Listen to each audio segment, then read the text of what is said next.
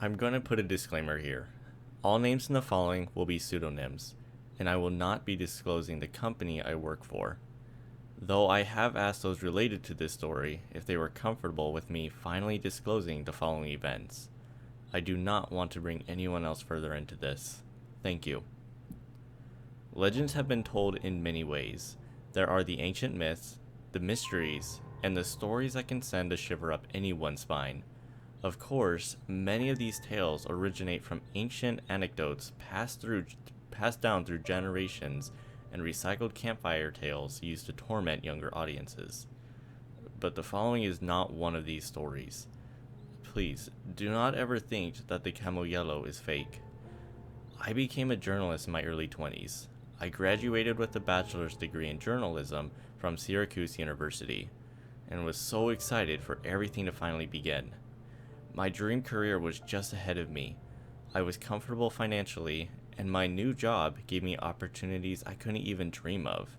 Plus, I got to see the world for what it was, not the prettied up crap that I wrote in the paper, or the just out of reach narratives of distant countries never to be experienced by the average citizen.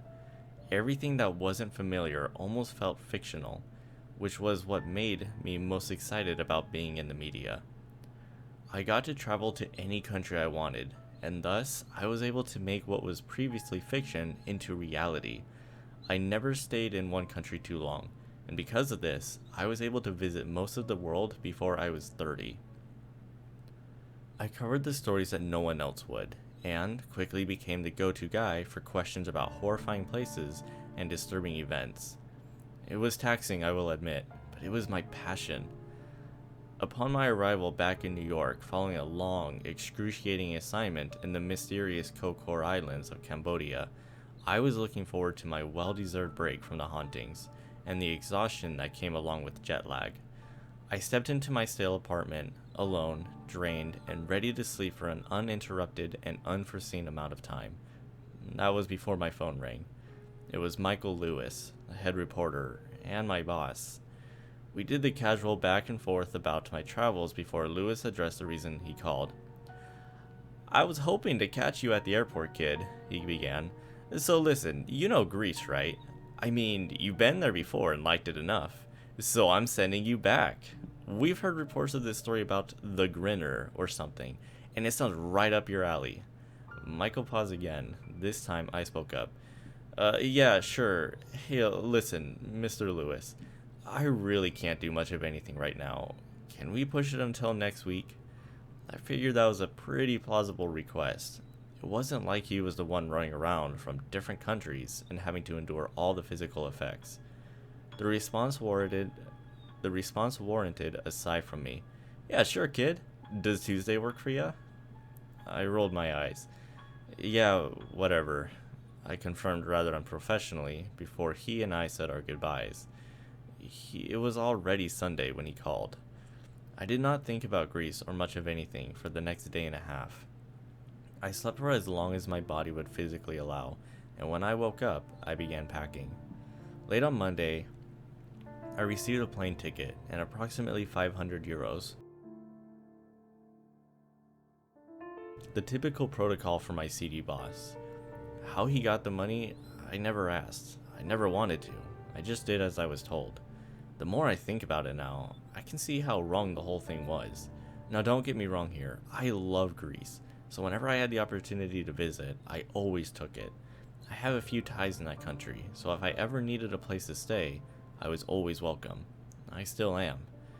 My ties, the Roberts, grew to be my very close friends, always providing for me, teaching me everything I know about their country, and caring for me like one of their own. They were a fairly well-off family. We met through a coworker, and they were completely hospitable whenever I stayed with them in Greece. Despite all the lavishness I experienced during my time with the Roberts, I knew that I had a job to complete. It was easier to justify leaving for this adventure knowing that I'd have more time to spend with family upon my return. A typical investigation for me included a few tools: my camera, a notebook, and a guide about the area I was exploring. I'd then go ask locals about the legend, and, finally, I'd go try to hunt down whatever it was that I sought. Over 20 years of doing this job, I have yet to see anything as horrifying as what I came across then. I cannot stress this enough. Never go looking for the camel yellow. I am only telling you my story to try to ward off any other adrenaline seekers. Please, use this as your adventure and stay far, far away from that mountain. When I first entered the journaling field, my boss was infatuated with the idea of someone like me traveling the world as a skeptic and myth-busting creepy legends. For the most part, I was never put in danger, and would often just be sent to prisons, tunnels, and asylums around the world, all of which were either heavily maintained by the tourism companies that owned them, or abandoned and left to the devices of drifters and teenagers. These were primarily marketing schemes to drag bored teenagers and curious adults back to newspapers, and though my stories only made it in half the time, I was having fun. This being one of my first expeditions, I was ecstatic. I got to climb a mountain by myself, with only the information I brought with me. Unlike any of the other stories I heard, this one was completely fascinating to me. The tale went, if you reach the Develis cave on the second highest mountain and recite this phrase, Camel Yellow will make a brief appearance that you will never forget. I couldn't wait. After interviewing locals about this creature, I was met with grandiose stories of terror and despair. I was repeatedly warned not to go to the cave, not even to step foot on the cursed mountain. But I did not listen. Why would I? Anything that caused the locals this much fear was something I needed to experience. I wish now that I had listened, and will forever resent myself for what I did. But I was just a kid. I had no idea how bad it could become. I went alone up the mountain. A very kind tour guide gave me a brief rundown at the base of the mountain before rushing far away from the place, as if a curse bubbled at the cracks in the rock. I thought nothing of the fears displayed by the people. I was simply too vague. They were just cowards. The hike was treacherous. I was running low on my food supply very quickly.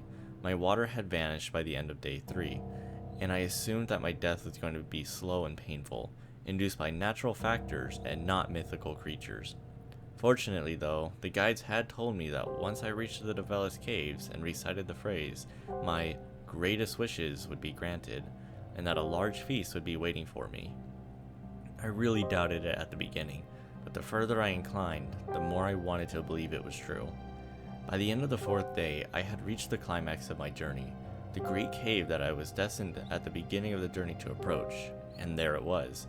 It was so easy to miss. Only a tiny, man-made footpath marked the entrance to the long trail I had to take to access the cave, which I noticed right away. It was as if it was calling to me. My mouth began to salivate, and my eyes started running as well. My stomach had already begun to eat itself by the middle of day 3, and I knew then why people are so quick to resort to cannibalism. It was a scary thought for sure, but the way some well-preserved, deceased hikers that I walked by were looking, it was almost too tempting. As I crawled up the last little trail in my journey, I started to hear something, a sound that would never leave my mind again. In the distance, just above the wind, there was a small titter. I swore I heard it, and that this was not just a hallucination caused by the lack of every basic necessity I needed at that point. That laugh caused a shiver to run up my spine, so fast that I nearly fell. But I kept going through. The mountain was not going to overcome me. I wouldn't let it. I could see it, the cave that everyone had told me about. The sound of the laughter only amplified as I closed in on the threshold of the Develis cave, but the feeling of triumph dragged me towards my destination. I was not going to give up now. Before approaching, I took a moment to stop and recite the passage, and as the last words left my lips, a smell emerged. It was torturously delicious, and when I climbed up those few shambling steps, all I saw on the table in front of me was the most delectable food I have ever seen in my life. The thought of how it got there, or why, did not cross my mind. I had found the food I was promised, and though the main goal of this expedition was far more important than an all-you-can-eat meal, I did not stop myself from eating as much of it as I physically could. The more I ate, I noticed, the more laughter I could hear, and the louder it became. It was no longer a nice giggle, nor a welcoming one. It was the laugh of someone, something, who was in all ways completely insane. I had never heard anything like it. My intense hunger prevailed, though, and only when I truly could not eat a single bite more, I began what I came here to do: debunk the myth regarding the camel yellow. The laughter I can remember was becoming deafening. My head began to pound as I looked through this enormous cave to see what, or who, I would find. Normally this would have freaked me out, but after being stranded alone on a desolate cold mountain for 4 days, I needed to see this creature, to photograph it, to communicate with it. My stubbornness outweighed my fear, and I felt deserving of this victory. The roaring laughter was everywhere now, but I pushed forward. I recall having spent nearly 4 or 5 hours in the cave before finding what I'd been looking for. 5 hours of feeling so full I could be sick, so tired I could fall over at any moment, and my head was so sore from this laughter that I nearly turned back. But that was when it finally got to me. As soon as I felt too weak to continue, the room I entered next was the room that I had been searching for. This was the room of the camel yellow. Please, if you are already convinced not to go to these caves, just stop reading, because if this doesn't change your mind, then maybe you deserve to be its next victim. What was once likely a very beautiful young woman was now nothing more than a terrifying husk. The elongated body of this thing exposed a terrible austere that I hope never to have to see again. Its naked frame had the physique of a woman, but the figure of this creature was non-existent.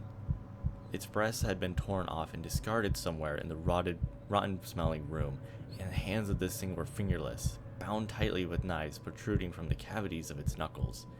After a moment to take in the looming creature, I knew I had to leave. I was naive and stubborn, and usually I could withstand scary things, but this beast was unlike anything I had seen before.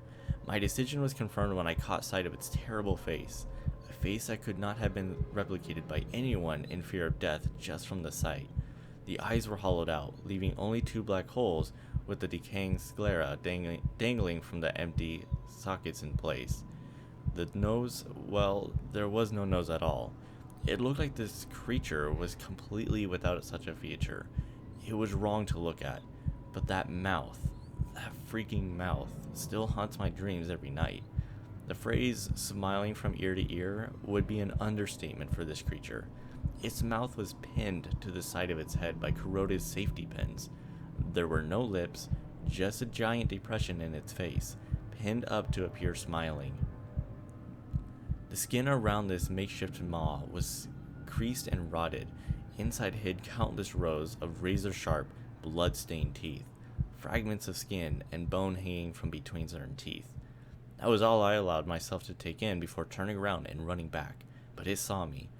It saw me and chased me on those legs that I could only have assumed would break under any strain, let alone a disturbing, bounding gallop. I thought I had more than 3 hours to run out of this area, but when I rounded the corner, I saw the table where I had my feast. The disorientation of the situation was overshone by utter horror when atop the table, where I assumed to be the remnants of a meal, were nothing more than rotting bones and decaying human flesh. Similar to the shreds of skin between the teeth of the creature, I looked down at my hands and saw that what I had assumed were condiments caked onto my fingers was instead a thick layer of coagulated blood. I had eaten humans.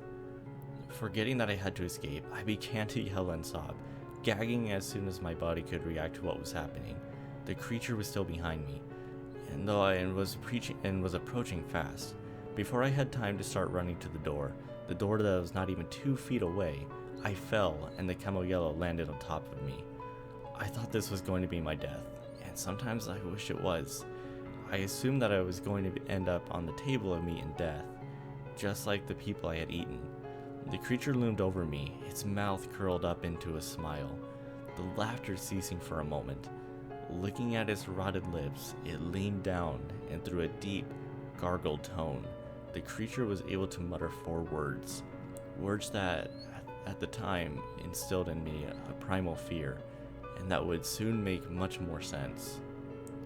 What a wonderful smile. It sat up, drool dripping from its agape hole onto my face, my consciousness wavering and soon failing. The creature looming over me was the last thing I saw. Those words, the last thing I heard. According to the Roberts, I returned 6 days after I left. That creature kept me in its grasp for 2 more days, and I have no recollection of a second of it, probably for the best. After the ordeal at the mountain, the family took me back into their arms, though disappointed in me for not believing them. They healed and nurtured me until Michael Lewis arrived later, in the next week to bring me home. I will never forget the face of that man when he saw me again. He looked scared of me. The creature had mutilated me in that cave. I was not in any pain when I woke up, but I still cannot bring myself to look in a mirror without hearing that insanity-induced laughter, or those few muttered words that will forever haunt the shadows of my mind. I am writing this sitting in my darkened office, with the screen on my computer as bright as it can be to avoid catching a glimpse of my mangled face. I wish so much that I listened to everyone's stories closely, that I could just take back my naivety before trekking up that cursed mountain and doing this to myself. Please, do not go and try to find the Camo Yellow in Greece. The creature might not spare your life as it did mine. I cannot have anyone else meeting the same fate as the table of human decay, or selfishly, the fact that I can no longer look at myself. I wish you the best of luck if you are a traveler, and I do hope you go and solve some myths out there. But if you ever hear a story about the Camo Yellow, the Grinner, or any other variation of such, do not investigate. It could cost you your life, or your sanity. I still hear that distant laughter every time I shut my eyes.